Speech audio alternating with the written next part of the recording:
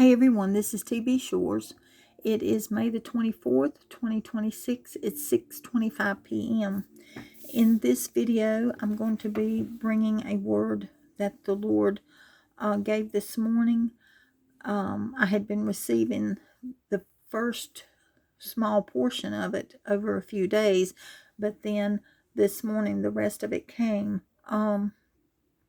Let's see. I'm trying to think if there's something I need to... Well, if I need to say anything extra, I will add it at the end. This is the word that the Lord spoke. This once great nation, and those who call themselves by my name, but do not know me, you have spit in my face the last time. It is now time. The day is upon you that destruction comes. What comes to this once great nation, America, Babylon, must come for hearts to surrender to me. For in the calamity is where many will find me. It is upon you. It is upon you. It is upon you. Draw near to me now. Now I say, it is upon you. It is because I love you. You will see. And that is the end of the word. After receiving this word, I asked the Lord to take me to Scripture confirming what was being said in this word.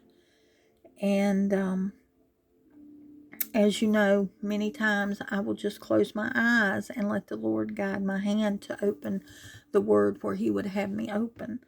And He had me open to Zechariah 7. And I'm going to read verses 7 through 14.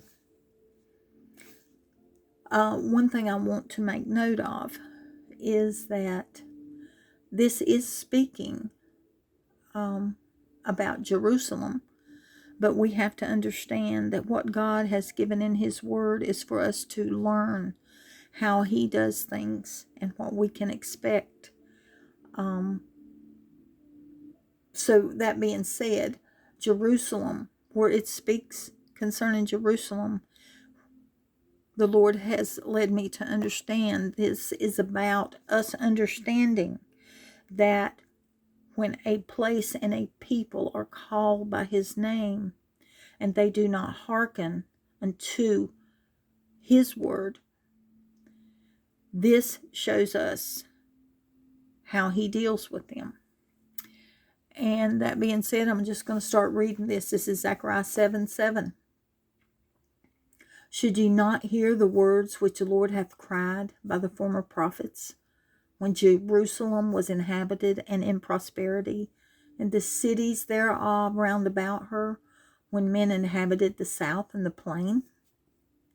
And the word of the Lord came unto Zechariah, saying, Thus speaketh the Lord of hosts, saying, Execute true judgment, and show mercy and compassion every man to his brother, and oppress not the widow, nor the fatherless, the stranger, nor the poor, and let none of you imagine evil against his brother in his heart.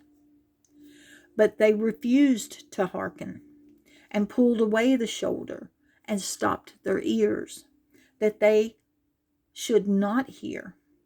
Yea, they made their hearts as an adamant stone, lest they should hear the law and the words which the Lord of hosts hath sent in His Spirit by the former prophets. Therefore came a great wrath from the Lord of hosts.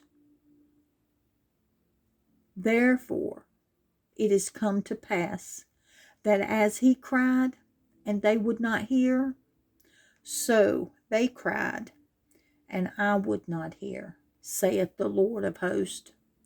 But I scattered them with a whirlwind among all the nations whom they knew not. Thus the land was desolate after them, that no man passed through nor returned, for they laid the pleasant land desolate. Again, I want to say, this is showing us how God deals with a place and a people that do not heed his word, that refuse to hearken to him. That is what he's emphasizing here. Other scriptures that he gave, and let me re-quote this, was Zechariah 7, verses 7 through 14. He also gave me Revelation 18, 6 through 10, Isaiah 40, 2 through 5, Ezekiel 14, 20 through 21. These are the only ones I was to mention within the video. I may list some other scriptures in the description box if led to. But take all this to the Lord. He is definitely, like he said here repeatedly, it is upon you, it is upon you, it is upon you. And in the last video, he pointed us to understand that Shavuot, landing on May 22nd, I believe that is him saying this is the year, because it's all coming together now. And of course, there were many other things that line up with that. Also, the time frame. The time frame, I believe, what the Lord has shown me, is May and June, because Shavuot always falls within May or June. And I believe that's the time frame that he's put before us. Simply because the calendars, man's calendars, are not God's time frame. So just exactly when true Shavuot falls, that is not on man's calendars. I think he's showing us our time frame. I think he's reiterating it is upon us. We need to seek the Lord on all this. Certainly we see through a glass dimly. We get parts and pieces of things, each of us, and it's hard to understand the fullness and completeness of things. That's why it is so important that no matter who is speaking it, we take it to him. We go through the scriptures. We had him lead us. We have him to confirm what other people put out. Don't ever take my word for it. Seek him on it. Seek to understand what he would have you to take away from this. Seek to understand that it is his truth.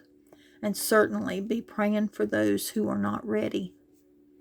I love y'all. Bye-bye.